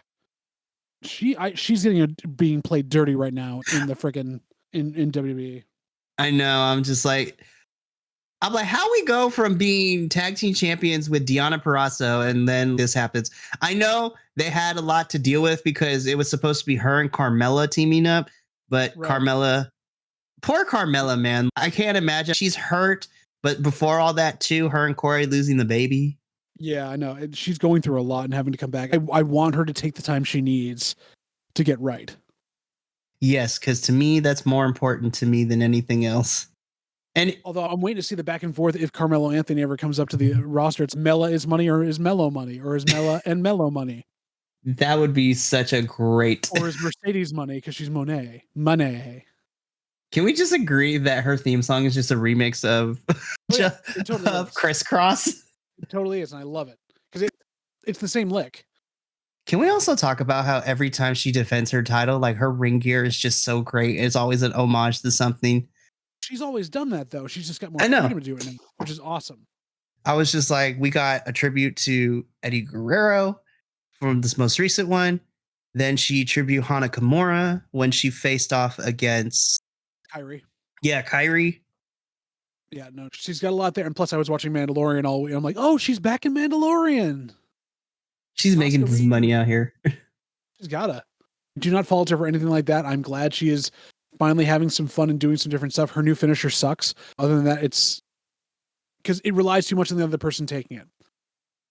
I will say though, as a side note, that triple threat was phenomenal. I watched it. I went back and watched it. It was really good. It's a good thing I decided to get us a subscription to all that. Japan World, I know you got to start telling us when we're going to start paying you for that. Or actually, Patreon. Would you like to pay for our subscriptions to everything to bring you this wonderful content? Yes, please subscribe us. At the time of this recording, we don't know what kind of rewards are, but if you want to see five lovely gentlemen just talk passionately about wrestling. Lovely gentlemen. And maybe some of the professor's hot friends, if he ever gets on this goddamn thing. Which, by the way, as a tangent while we're watching this match, right? The professor needs to realize, too, from one Bi-Conic to another, professor could get it if he wanted to, honestly. I'm C. I'm like, no, you're not. He definitely could, but he's also married and has kids, and he's kind of at that point where he doesn't think of himself that way in a lot of ways, which I understand. Oh, damn. That was a nice transition roll-up, because it was a roll-up to a transition roll-up. That was pretty darn good, actually. That's one of the few times I like that. We'll see how Simon Miller talks about that tomorrow. Also, Simon Miller can also get it, too, just FYI. Yeah. There's Rhea. There's I know. Mommy. Oh, Mommy. Sonya, why did you try to stop Mommy? I know. Damn, this crowd is hot. But of course. Chelsea. I know. Ooh, that was nice. Yes, it was. We know she's not going to win against Rhea at Backlash, but I want them at least give me 10 to 15 minutes. No, give me 15, 20 minutes. Fuck that. Exactly. And you had to set her up that way. Like, that's also a good spot to have her do, because Rhea does the best spiked DT in the business right now. Because, yeah, Zelina's got no chance. No, but you know what? And like I said in our group text messages, I know that WWE is just trying to do a cash grab by trying to put as many of the Latino and Latina talent on this pay-per-view, but I don't care. I love that you call it review as the card it is. It's not really review. I'm sorry, I meant pay-per-view. Whatever. I love that it was a review because it's very theatrical. It's on this review tonight. On this review tonight. You do a little bit of your weird Cockney accent there. Cockney accent, which by the way, Tyler Bate has been rumored to also be up for grabs too, which I would be loving to see that. Give me Mustache Mountain on main roster. Him versus Gunther has been done. It could be done again. I want them to hold, if Ilya gets to main, I want them to hold off Ilya and Gunther 3 for a bit. Yeah, I agree with that. Like, it needs to be for something like, it could be Ilya takes just like he did the other one. He takes the title, the Intercontinental title, to send Gunther into the stratosphere to go after the big titles, but who knows? Pardon me, I am burping up my Liquid Death. If we need a sponsorship, Liquid Death sparkling water, please. I am obsessed with your products. They are delicious. I'm eating the severely lime tonight. That's gonna be our Patreon goal. We'll have a Liquid Death sponsored match. I would totally have that happen. Give me all the Liquid Death stuff. Okay. I know we're in the middle of a commercial on this. We're talking about a review of it. Here's the reason I love these guys. This is not a sponsored thing. Obviously not. I want to be, but I can't be. Their regular water it's quite overpriced for bottled water, but it's in a can, which is great. And so it's better for the environment. And they give 10% of the profits to taking plastic out of the oceans. Their sparkling waters are just flavored enough that it's not like LaCroix where you think like someone sneezed in it. But it's also, the bubbles are smaller, so it doesn't like really fuck with my stomach the way some sparkling waters will or some other carbonated beverages. I can drink 1, 2, 3 of these and feel fine. And they have great flavors. I just tried their iced teas, and they're also really subtly flavored. They're not trying to be too much like it's all about the flavoring. It's really about drinking the water and the experience of what they do with it. So I have found something like I didn't like sparkling water at all. I hated club soda, all that stuff. This is the only sparkling water I've ever liked because of that. Fully endorsed. To the point where where like now when I go on trips with puppets and stuff, I have to look up on their website, where can I buy it so I can stop in to get some on the road because I'm obsessed. Yes, and their marketing is top notch. I love it. So Liquid Death, call me. Yes. A weird person on the internet who also is a local actor in the area. Please call me. Love it. And all right, Professor, since we're get on this freaking call because I need to talk to you about plans because you said there were plans in the works that I want to get involved in. I know, bro. I don't want to move to California, but I want to do some work like that. If I know, it's just if somehow you found your way to California, like I would be crying of happiness. I appreciate that wholeheartedly. I know. If there's anywhere we're going to end up going now, especially with what's been happening in our country right now, I'm not going to get fully political. My partner's nope, we're going to Canada because they don't feel safe. So that is fair, and I agreement of that. I have a friend in Canada, so who knows? There you go. What part of Canada? BC, probably. Yes. British Columbia, where they film stuff. So, it's West Coast. Wouldn't be terrible. I'm looking at the East Coast because I like the East Coast, but hey, who knows? Depending where, if y'all move to Canada, be like, I'll meet you halfway. Meet us in Washington. That wouldn't be halfway. Where we want to move is Halifax. Never mind. The other coast. Never mind. Be careful there, Santos, because Aleister Black might come around and beat the shit out of you. Again. Yeah. Here's the thing, right? We're honest on this podcast, right? I've said this before, but Zelina and Santos, for me personally, can get it. Together at once? Preferably separately, but I don't want, but with Zelina, there's little hiccups because I'm not trying to fight her husband. No, and that's the thing, is like, he is a lucky person, and she's very lucky to have him, so. Yeah. He's such a nice person, by the way. Yeah. He's really cool. Is. So is Brody King is a sweetheart. Like, I love the House of Black. They're like, I'm so glad they're doing stuff now. Oh, damn. Does that mean he's cleared? I think so. Oh, thank God. I think so. The phenomenal AJ Styles is back. His ankle is better. I missed you, AJ. But they're wearing red. I was like, y'all are on SmackDown, but whatever. And I know people are shit. Yeah, I know. Hair is blue. Okay. I know people are shitting on the OC because they're like, oh, it's trying to do Bullet Club in WWE. I'm like, y'all, come on. They're doing Bullet Club everywhere because Bullet Club is floundering. Bullet Club is like stretched itself way too thin now that everyone's gone other places. Like I don't know in NJPW if Bullet Club's even going to have a big like presence anymore. I know. It's just, I don't know. Mia Yim also was never part of Bullet Club to begin with. So I don't know. Weirdly enough, if it wasn't Mia, I don't want to relegate women to it, but I would have loved to see Shotzi in this little faction too. I think that would have been hilarious. It would have made more sense. But also, there's a part of me that also was hoping, like with all before we get to this draft thing, with all of the different factions that have a woman component, like China was for both the corporation and DX, all that stuff, could we have had a 4-way thing with all the women in all the stables, like for supremacy? Like that would have been amazing. Huh. This is a pairing that I never thought I would. Huh. Okay. What are we about to do? Who knows? Wait a minute. Before AJ got hurt, didn't these two teams have something going on before AJ got hurt? Yes. Because Riddle was also helping them out, I believe. Which, by the way, this is just a personal thing, but I also appreciate the touches that Solo and Matt Riddle are back to fighting. Very much. I've also been happy watching the last couple of Viking Raiders matches, not with Valhalla. I feel like they're wasting Sarah Logan. Yes. But that Ivar has been able to use more of his like agility stuff, like the kicks and such, bring back what he was doing in NXT. I think that is awesome. Doc Gallows, I can barely move. Valhalla and the Viking Raiders are also lovely people in real life. They really are. Sarah Logan's a sweetheart. I'd also thought, though, instead of Shotzi, Liv Morgan with the OC would have been very interesting as well. Honestly. Oh, AJ. Well, maybe that means AJ isn't completely healed up, but at least he's ready to be back on television. They need him. He's an amazing mouthpiece anyways, but I'm very sad they're sacrificing the Viking Raiders to them. I was like, I mean, I've always liked them from when they were in their NXT days, obviously not as the Viking Raiders, but But yeah, there was no reason for them to get squashed. But here we go. It's not. I'm not Oh, never mind. I guess he is okay now. Again, you're ahead of me here. Oh, AJ's gonna do a phenomenal forearm for me now. He's got a phenomenal forearm all over the place. Fourth and final round. There we go. Fourth and final round. Yeah, because it's showing who's doing what. On the SmackDown side, it's yep, the representatives for both makes sense. It's the two members of DX that are running NXT right now. Yeah, but so hopefully there'll be some NXT picks in the next round then. I hope so. Damn. They said we were getting 15 tonight, so if we're doing 4, so 4, 8, and 12, then we still have 3.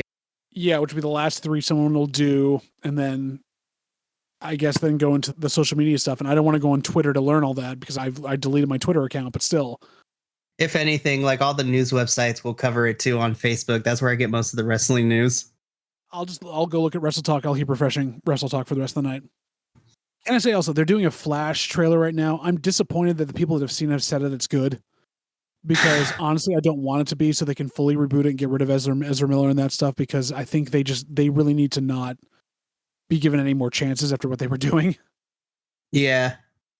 It's a bummer too, because Flash is in the comics is one of my favorite. Which Flash though? Who's your Flash? I have to go with Barry. So old school, but not the original because that was Jay Garrick. But yeah, Barry. Okay. Barry's my favorite, and I think only because Justice League Unlimited, when it was airing, made me fall in love with Barry Allen Flash.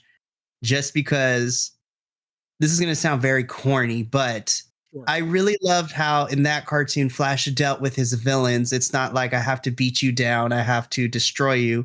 He actually humanizes them and just talks to them like regular people. Like the scene that always sticks with me is when he and a couple of the other members of the Justice League, Trickster, or is it Trickster in the bar. That scene sticks with me. And that's Mark Hamill doing the Trickster there too. Yep, I know. When they got it, and they got Mark Hamill to do the live action version of the Trickster 2 in the CW show. That's right. Which was amazing. Well, the show itself was hit and miss, but the fact that continuity, I was like, thank you. They did a good job there. Yeah. I'm honestly surprised whenever I talk DC with folks that Flash is not normally the first one that people pick. Which is understandable. Yeah, I know. I figure because the Flash never tends to be a lot of people's picks. Usually, a lot of the people I know, it's always usually goes to Superman, Batman, or Wonder Woman. But those are usually the two. But those are not mine. Who's yours? I have been an old school Green Lantern fan since I was a young kid, and I grew up during the Kyle Rayner era. But I was a Hal Jordan fan. I was a huge Hal Jordan fan. And JLA also made me fall in love with Jon Stewart. So yes, I loved them across. My favorite Green Lantern of all time is none of the Earthbound ones. I know. Kilowog. Yeah. Kilowog every day. Big pink guy, Sergeant at Arms. Loved Kilowog. Yeah. By the way. Yeah. I know people are. I don't think it's going to be the best thing, but it's going to be a fun flick to go see with my friends. Blue Beetle coming out this summer. It'll be interesting to see because that'll be the first one outside of continuity thing that'll really work. And I think they have a good cast together for it. So I'm excited to see. But here we go. Draft picks with DX. Please give me some NXT kids. We need them. Smackdown picks. Getting on the text ring. Oh, the implosion's going to happen sooner or later. Gonna have to. Smackdown picks, Damage Control. All three. Damage Control. All right, who's Raw picking? Yeah, I think that's the right pick for Raw to have. Turn Bailey face. I know. The King of Strong Style is heading to Raw. Shinsuke Nakamura. Oh, if he and Gunther can have a thing for the IC title. Yes. I want that. Smackdown picks. What? I haven't gotten there yet. I'm not going to say nothing. Just listen. Is it NXT? Yes, it is. But with who? I was like, what? Oh my God. That's what I said. I'm like, what? And they're going to SmackDown. I'm not mad, but what? I love that they're going, but are they taking the titles with them to combine? I don't know. Yo, give me those two and Nikki Cross in a faction with Piper Niven. Give it to me now. That is an all women's faction that would be amazing. No, it froze. Don't do this to me. No. All right. You're probably going to finally either catch up or surpass me because it froze. All right. Indy Hartwell to Raw? To Raw. Holy shit. They're pulling champions. And I'm like, okay. She's in a walking boot. Damn it. I can see using her and bring her and restarting the way, but also Dexter Lumis is still around. Yeah. That's weird. I'm surprised. I would have thought they would have picked like Roxanne or somebody. They're throwing us. I wonder if there's going to be more NXT picks. Obviously, it's on Monday. These are interesting picks. Obviously, you're right. There's going to be a breakdown of something over there with Damage Control, but like everything else that's just odd. Yes, give me this matchup between these women's tag teams right now. If we get it at Battleground, I'm cool with it. Not honestly, Backlash. Not back. Kaden and Katana versus Isla and Alba on Backlash. That'd be fun. No, it wouldn't be Backlash. It would be Battleground. You're right. Battleground. Yeah. If I'm being completely honest, those are really the only two real women's tag teams we have right now. Yeah, and they've been battling for like a long time now with this. I love me some Shinsuke.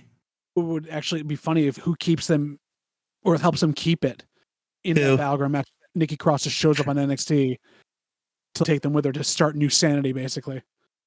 Oh damn! I forgot these two were in a program right now.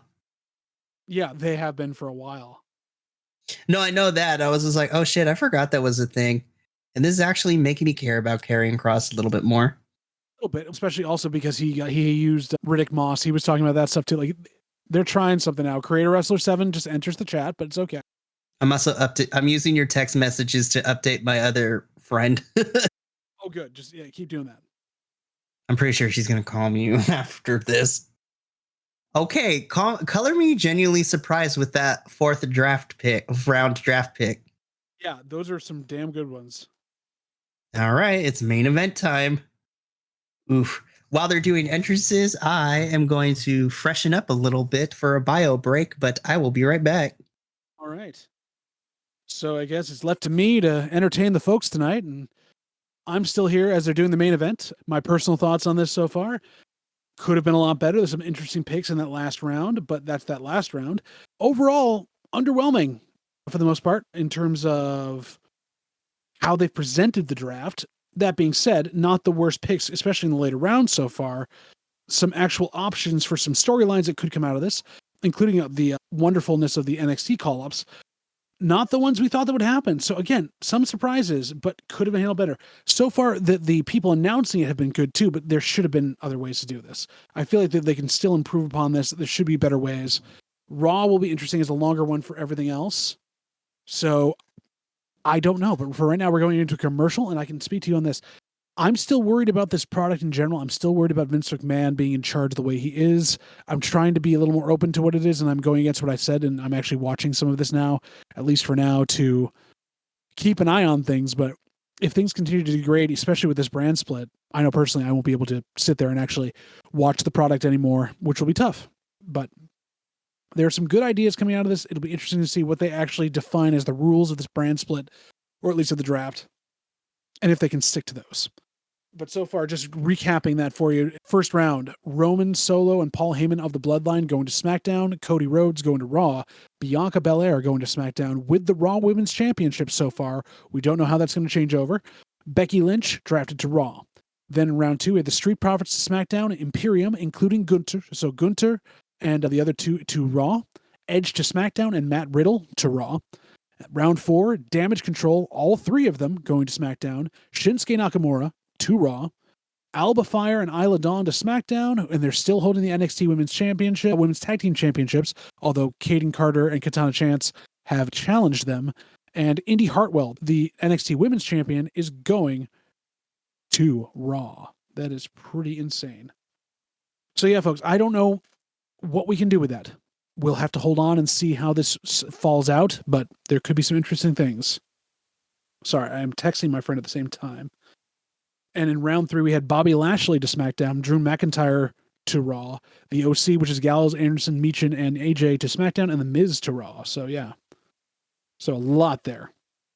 Oh, man, folks. So, we're waiting on Mikey to come back from a bio break. We're hanging out during this. He's back now. I've been talking this entire time, filling time, and hopefully that recap helps everyone that's been listening to cover for Mikey being gone as I've run through the draft, my thoughts on it, and how I feel about WWE. So, Mikey, glad to have you back. I'm sure editing Mikey will be interested to see what you said while he went to the restroom. Nothing terrible. I went back over all the picks. I talked through some good and bad about it, and I talked about my feelings on the WWE product and whether I believe this is going to stick, what's going to happen, and all that good stuff. So for our listening audience, some behind the scenes stuff, right? We're still trying to figure it out because all 5 of us have really busy lives. Some of us have families, others of us have careers. But our thing is we're all trying to figure out who's really responsible for watching which brands. Because we try to cover as much as we can between WE, AEW, Impact, and those are the major 3. And then of course you have Ring of Honor and sometimes New Japan. And now Ring of Honor is actually turning out to be a lot more fun to watch. So that's pretty cool there. And then we have a couple other things coming through. Do we want to watch Progress? Are we going to watch WWE Europe if it ever starts? So much future. But we at the Bi-Conics, we're still trying to figure out who's doing what. But I think unofficially, myself and Minnie will be the 2 that mostly covers WE because we agreed to take the hits for this team. And then we have our 3 other co-hosts unofficially are pretty much our AEW crew. And then I will be taking on Impact and Ring of Honor as well. And NXT, of course. Exactly. But honestly, I know right here the thing about the Viking Raiders because he was very sad about that. Me too. I'm very sad. Bad Buddy is a busy man right now. He just performed 2 weekends of Coachella, and he's about to get into this street fight with Damian Priest next week. He's not there tonight. He needs to recover and do other things. I know he's on tour too. God forbid he injures himself while he's on tour. His set at Coachella was so much fun. I believe it. How many people that were there also were WWE fans though at that point? We're getting a recap of the ugly duckling belt.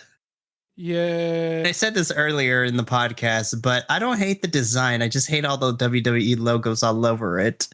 It's like the Intercontinental title and the big gold belt had a weird baby. I already saw this on Monday, so we don't really care about this. So I'm going to talk over this a little bit. Yeah. So at this point, I mean, it won't matter because when this episode comes out, we'll be past that. But I do recommend you go watch back. But May is about to be very packed with pay-per-views across all the major brands. It's going to be May. It really is. So we first have WWE Backlash. So let me backwash. So WWE Backlash at the time of this recording is taking place Saturday, May 6th, which should be very interesting. And then 2 weeks later on Saturday, May 20th, we have Night of Champions in Saudi Arabia. I will just read the results. We here at the Bi-Conics don't necessarily like the Saudi Arabia shows because we don't support the Saudi Arabian government and the way it treats its citizens and its women. Yep. No, thank you. And then, of course, they have to making those canon, by the way, with all these new championship shit. I know it makes me upset. I'll just read the results and then we'll briefly talk about the results, but I'm not covering that pay-per-view. And then, of course, all the major fucking promotions decided to have all their pay-per-views Memorial Day weekend. It's like it's a holiday or something. Because the 26th, you have Friday, May 26th, you have Impact's Under Siege, which is Steven Seagal going to be there? I don't know. The 2 main championship matches have officially been made. For the Impact World Championship, its new champion, Steve Macklin, will be taking on PCO in his first title in Macklin's first title defense. Look, PCO is not going to win, but I know what they're doing here because they're trying to get through a few people because eventually we're going to get Macklin versus Nick Aldis now that he's signed back with Impact. Hey, we are officially getting Shinsuke versus Karrion Kross in Puerto Rico. Yes, Oh, and the OC versus Viking Raiders. Oh God, they're gonna squash them. which makes me sad. Makes me sad too. And then, of course, Bad Bunny will be, obviously, because it's coming from live from San Juan, Puerto Rico. Bad Bunny will be there as well. Of course. And then I don't know why WWE and NXT decided to do this, but I'm gonna have to watch it. I'm not watching it all at once because that's too much wrestling. On Sunday, May 28th, in the mere 2 days. Not to mention that I think on the 27th is New Japan's Resurgence pay-per-view. Right. That women's tournament looks fun because you have Mercedes, you have Willow. I just want Mercedes and Willow to fight each other. That'd be so. It's gonna be fun. I feel like if that goes well in Resurgence at Forbidden Door, they're gonna have a replay of it. Yes, I would love to see that. But then on Sunday, May 28th, 2 pay-per-views. You first have NXT's Battleground pay-per-view, PLE, whatever you want to call it. I like the special pay-per-views that NXT gets because usually, most of the time, the wrestling's actually pretty solid. And then on top of that, while it's also happening, you have AEW's Double or Nothing, which I'm going to be honest, outside of the main championship, I don't know what else we're getting. we still have to get this fatal 4-way. I don't know how they're going to get themselves out of it. I don't know how they're going to book it into or get themselves out of that at all. I don't know. Tag Team Championships. Oh, I love Homegirl is great. She's amazing live. I know. She's so good. I love it so much. I'm like 50-50. I can see it going either way. I would prefer it to have KO and Sammy retain, but who knows at this point? On a SmackDown, they might retain it if then they lose it at Backlash. Or they have to lose it soon because Sami Zayn can't go to Saudi. I mean, that's very true. But I'm trying to figure out here. I'm just like, because we're not getting if the Sammy and Kevin Owens retain on SmackDown, I don't see it being a tag team championship match because these two and Riddle are involved in the 6-man versus the Usos and Solo. Except that Solo just got drafted to SmackDown. That's very true. And the tag team champions have not been drafted yet. That is very true as well. Who knows? But that covers all the wrestling events that is happening in May. And then it's weird because then it gets quiet in June, at least for the WWE side of things. I'm still mad that we still should have had a King and Queen of the Ring pay-per-view by itself, but whatever. Yes, or hey, let's have Evolution 2. Give it to me now. We have some But once again, Vincent Kennedy McMahon doesn't believe in women's wrestling like the rest of us does. Who knew?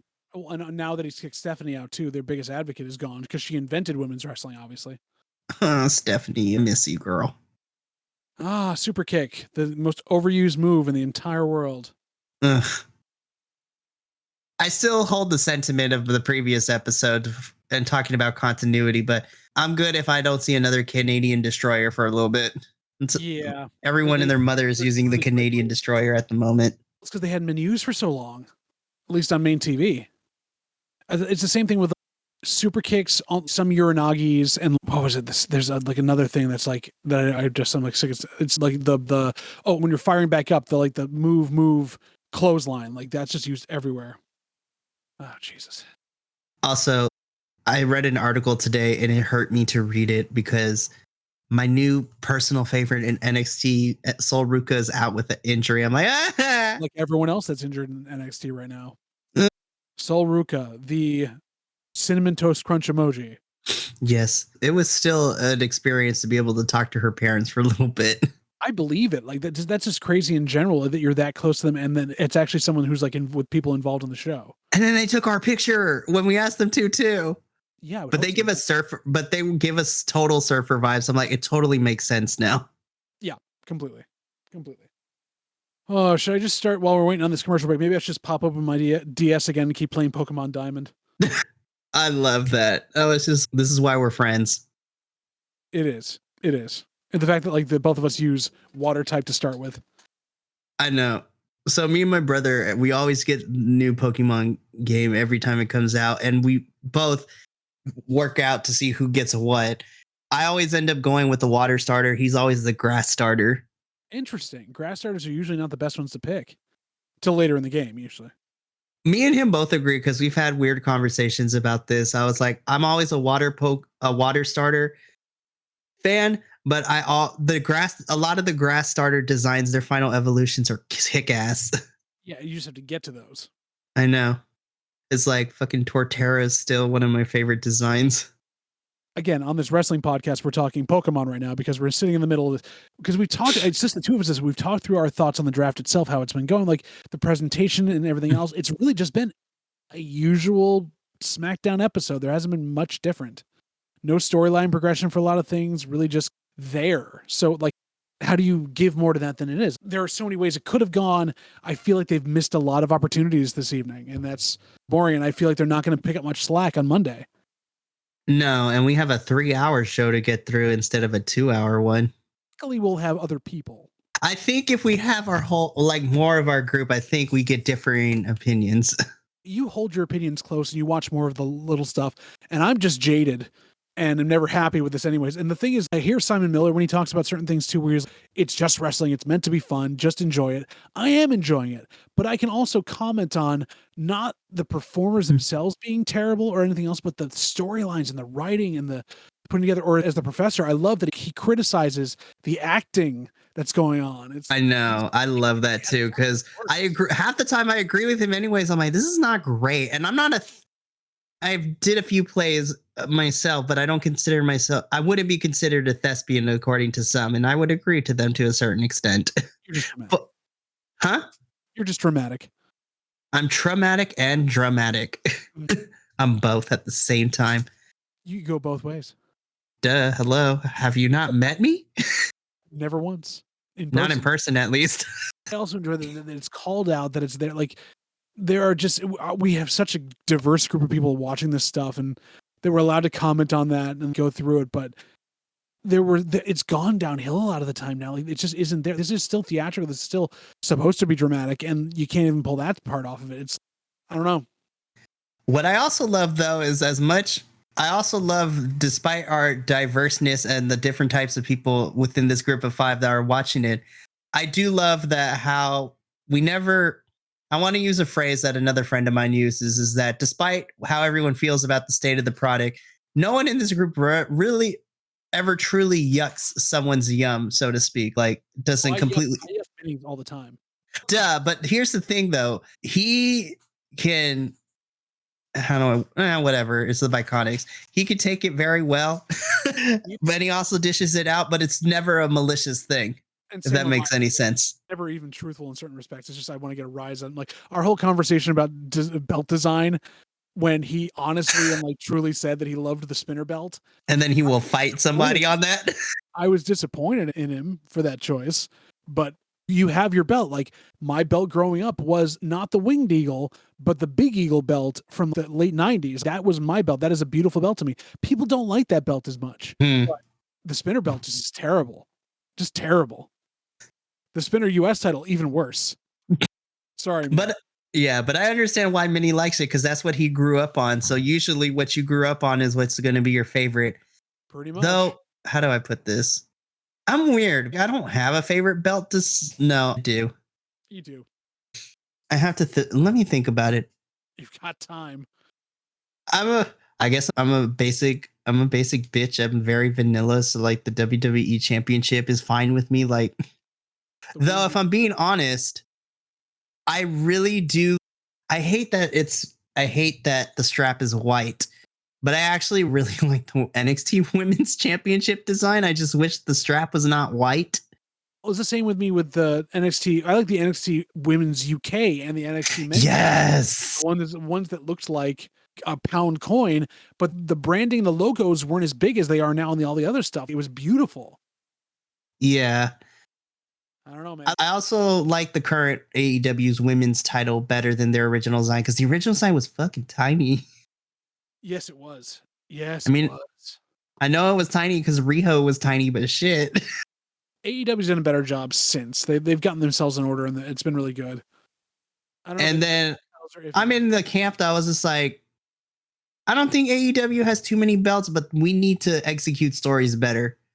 Hey, on that same note, I've been so intrigued by the Orange Cassidy run as international champion. I've loved Bro, me too. First, I was like, oh, is he transitional? I was like, okay, he's putting on banger after banger matches. And I'm so happy to see Bandino finally fix his visa issues. which is so good, and then help him out saving Adam Cole, which made no sense. Yeah, let's talk about that. Roderick Strong is now all elite. And Bobby Fish is a jackass, so it's just going to be the three of them. Okay, so like I need somebody to talk to me because I feel like I'm missing a piece of the story here. Because I was just like, no matter where I look, I can't find anything. But what's the story? Why does wrestling fans and just wrestling in general do not like Bobby Fish? What he do? What he do? Bobby Fish went to AEW, and then he was complaining about stuff with CM Punk, and he sandbagged him, so he was getting in trouble in the back. So they let him go. He went around the Indies and Impact and continued to badmouth AEW and badmouth Punk and badmouth everything. Like, he just was like out for himself. He did the famous "Where's the Lie" promo that nobody liked and was fully memeable. Then he went and did a couple of boxing matches in these weird places, and he won them, but it was only on match cards with bookers that would actually put him on there, because he basically burned every bridge in the Indies for the most part. And he's been working on the Indies and Impact. Everyone thought he was signed to Impact, but he also fucked himself over Impact. He's really done himself no favors, persona non grata in the business right now. At the same time, there's a part of me that's like, bring him back for a short 6-month run, do your nostalgia pop, the Elite versus the UE, and then kick him out. Because he never was like the upfront person. He was like the fourth member he was the Ringo of it, because nobody thought of Bobby Fish. All three other ones were actually much more fun. Although Roderick Strong, for all I'm saying, like he's aged a bit in the last like year and a half, and he seems a little bit slower. Like he missed a lot of those backbreakers. Yep. Yeah. Okay, I was like, I'm missing something here, so let me ask my co-host. Yeah. Oh, and go back to the other thing. So we're talking about like how we don't understand the dramatics and everything of these shows. Yeah. The other part that I'm glad I can talk to people about is that I watched the wrestling newscasts and stuff where they talk about how funny things were and like this comedic part of the show. I'm like, sometimes, yeah, I disagree with some of them. Listen, I'm a big fan of I'm a big fan of the Wrestle Talk boys. I'm a big fan of the Fightful crew. But sometimes I'm just sitting here. I was like, did we watch the same thing? Like you're too positive on certain things, and it seems like you're like it was the funniest thing in the world. Like I didn't even chuckle at half the stuff they were talking about there. So. I was like, I can see that, but I personally didn't see that way. But I don't understand. And then it goes the other way too, where they completely like, oh, this was awful. I'm like, I don't think it was that bad. No, I enjoy that. Like, yeah, it's very strange. Kevin Owens doing the suck it. Kevin's hurting. Kevin's hurting his knee. He's got his knee pad down a little bit. No, Kevin Steen, don't. Oh, my lovable Canadian meatball. How I love you. He's a Canadian meatloaf. He really is. I mean, we talked about this before. I still think Brody King, just because of how massive of a man Brody King is, his cannonballs are still my favorite. They really are. Most of his offense, because of how big he is and agile he is. And then, yeah, going back to him, Brody King, I love that he's such a girl dad. I loved hearing that his interview with Renee. Yes. And I also love the fact that him and his wife have adopted Julia as like their child. Pretty much. Yeah. They've taken her under her wing, bring her in for the holidays and stuff when she's away from her family and such. As a side note, that's one of my favorite things I love to hear about wrestlers, especially like those who have been in the game for a long time and like legit become surrogate parents to a lot of the younger wrestlers that are up and coming. It just reminds you that for all they play and all they do, and how a lot of the people have to turn themselves up to 11 to be big stars, there still are good people, and there's a lot more now. You hear a lot more stories of good people in this business versus the carny shit that it used to be. Yeah. And I don't know if it's just a me thing that says this, but like I've noticed, minus maybe one individual off the top of my head, a lot of these wrestlers that are all tatted up and everything are like some of the nicest people on the planet. Brody's really nice. Malachi is such a sweetheart. They're getting their pain and their effort out through their tattoos. Ooh, that was a well-placed super kick. Done. I did miss what Paul Heyman said there. There's Solo. I'd like something about it's his night, I guess, but Solo's coming out at some point. Oh, easily. They had him kick out of the stunner on SmackDown. Interesting. I'm just following the pattern here. We got some NXT call-ups from the women's side. I'm pretty sure we're getting some of them. We're getting the men's call-ups at least on Raw, hopefully. Or who knows? I might have to check the social medias later. I would assume it's going to be one place. We're going to at least have to get a couple now to balance that out. Is that Alba Fire and Isla Dawns? That shocked me that they're pulling the champions up. I think that they're champions now. It looks like they're going to probably move the belts over. But then who are they going to fight? Yeah, because let's be honest. I'm pretty sure if Roxanne is not staying in NXT, I'm pretty sure we're getting Tiffany versus Indy at Battleground. And I would not be mad if Tiffany is their new NXT Women's Champion, because I think of the newer talent, I would love to see Zoe Stark, but I think Tiffany, could carry it for a bit. Well, Zoe to do something with herself because she's her promo work is not my favorite. I'm gonna be honest. No, it's not, and she's far enough in her career that she's not going to get much better. That's the problem. Yeah. Also, I just want to remind people, if they have tuned into NXT, I still hated that whole segment that her and Io had at the sushi place. No. That was racist. That was really problematic, and I did not like it. It was also cringe, but the racism was not okay. Yeah, that was terrible. That was 2.0, though. We don't talk about anything. But we have to. I have to, at least, because I watch NXT, so if people ask, I do have to talk about it. I was like, it was a dark time. Yes, it was a dark time. Like this 2.5, I guess, if we're calling it, like, I'm not upset at it.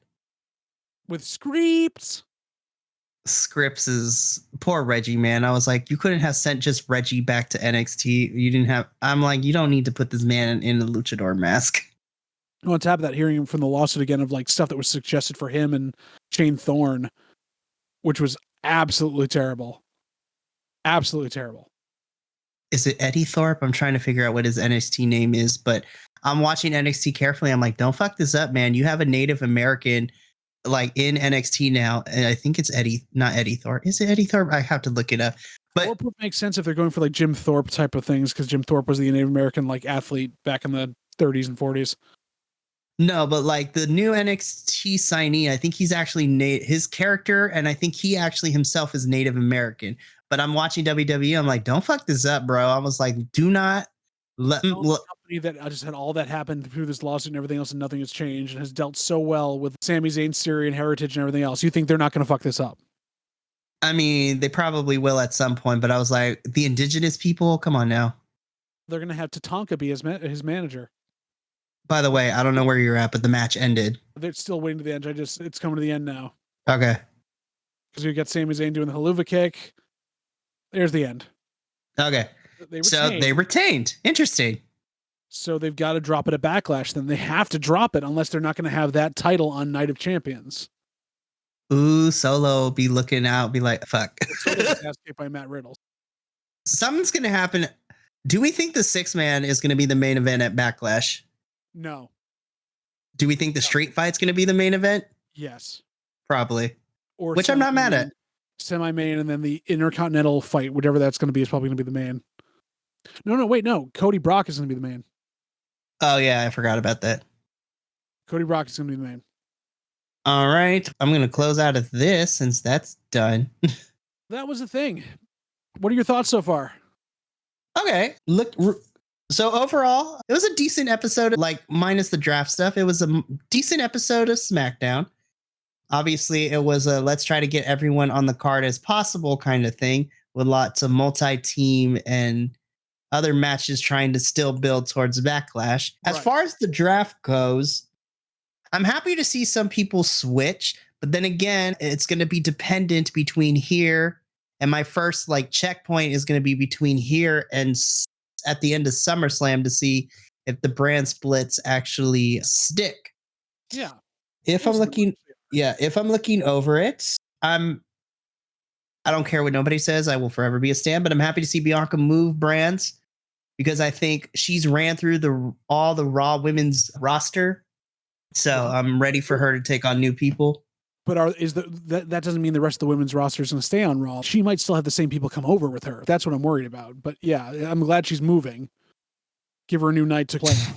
And she's there with Montez. And then obviously, like you said, the ship has sailed on that one, but they did not. The Street Profits got drafted together. let's see what else. I'm happy to see Imperium switch to Raw because it gives Gunther more like fresh talent to have Intercontinental Champion matches with. But I have to see on Raw because my thought is I'm pretty sure the United States Championship is moving to SmackDown then. It has to. But does that mean Austin Theory loses the belt, or does that mean Theory's going to take it over there? So here are my two thoughts, because it depends on where Bronson moves. But with Bobby and Austin being on SmackDown, my thought is I think Austin retains that backlash, but Bronson gets the pin. Thus, Bobby and Austin can continue the feud on SmackDown for a little bit. Yeah, but Bronson can't eat up another pin. Like, that's the problem. He's just starting to get some momentum. It makes me mad. I'm like, don't do this to my Kiwi. Among others there. The Kiwis are done dirty. And I need Bailey to turn face. Yes. And Damage Control, I'm ready for them to split. Yeah, do something about it. Have EO go, split them off all three, have them all go for a title. Something fun. Yeah. Bring back the European title for women. That'd be great. Drew going to Raw is awesome, but I'm also like surprised that Drew is up because I know right now there's rumor reports that there's some behind the scenes stuff trying to figure out his contract and what's going on with all that. He's holding out to get better money. He was waiting to see how this all went down with the thing. He's wants to come to a good number for it, but he also could go other places. He's playing them against each other. The whole OC faction on SmackDown makes me happy, though it does make me sad that Viking Raiders are going to get squashed next week. Next week, they're going to get squashed at Backlash. Again, because I'm the one that religiously watches NXT, I'm more optimistically, I'm cautiously optimistically, I'm more optimistic for Alba and Isla just because they're going to SmackDown. Right. And even though it's not official, Hunter is in charge of SmackDown most of the time. So it makes me happy because I know those two are going to be amazing. I would love to, again, my dream booker's hat. I would love to see Alba. If we're going to do tag team, Alba and Isla versus Shotzi and somebody else. That'd be fun. Or even Alba versus Shotzi would be fun too. It would be. I also was thinking this in the break too. If we're going to make Alexa Bliss spoopy again, stick her with those two. And then, of course, you know me, I want an all Scottish woman faction. So if you throw Nikki and Piper in a 4-woman faction, I'm like, give it to me now. Exactly. But then they make that the new League of Nations. Or that'd be weird. And very problematic, as always. Yes, as always. I was surprised, but I'm a little worried for Indy, your current NXT Women's Champion, being called up to Raw. Again, because as of right now, we have to see on Monday for part 2 of the draft, but Johnny and Candice are still there. And so is Dexter right now. Have a reunion with the Way, but like, I feel that ship is sailed. Pretty much. It's, and they've missed a lot of opportunities. Yeah. And I can't believe I'm about to say this, but it's not the same without Austin Theory in the mix. Like, no, surprisingly. But you could also build around that with a rivalry of like Austin's away from the Way and the Way keeps coming after him. And I don't need you, but we need you. It's like, it don't work like that. Not anymore. And then Dexter Lumis kills him. Let's see. Again, this is just the first part. The second half of the superstars that were available for tonight on SmackDown will probably be released later tonight, tomorrow morning. So we'll have to wait and see with that. Mikey, a little bit of thoughts for that. Who knows? Who knows? But hold up. Let me look this up because SmackDown's complete list. You sent this to everybody. Yes, I sent it in our group text. I'm pulling it up now so I can read it. Here we go. Okay, so tonight they announced that the superstars are eligible to be drafted on. Nope, that's night 2. Where's the night one? Night 1 is Becky Lynch, Bianca Belair, both drafted. Bobby Lashley drafted. Candice LeRae, not. Oh, never mind. I found it. Yeah, so Chelsea and Sonya. Cody Rhodes, Damage Control. Dexter Lumis. Hey, if you got Indy. Dolph Ziggler. Edge, Drew McIntyre, Hit Row, all of them. Imperium, all of them. See fucking Evans, really? Yep. Mr. Matt Riddle. Maximum Male Models, all of them. Marseille Mansour, Maxine. Mustafa Ali, poor man. Natalya and almost with MVP. Shinsuke Nakamura. Oh, how did I miss this? With the bloodline, it's just Roman and Solo. Yeah, that's all they had on there. They didn't put the Usos. Ooh, that's interesting. The No, Miz. they split them up. The Usos are on Monday night. Yeah.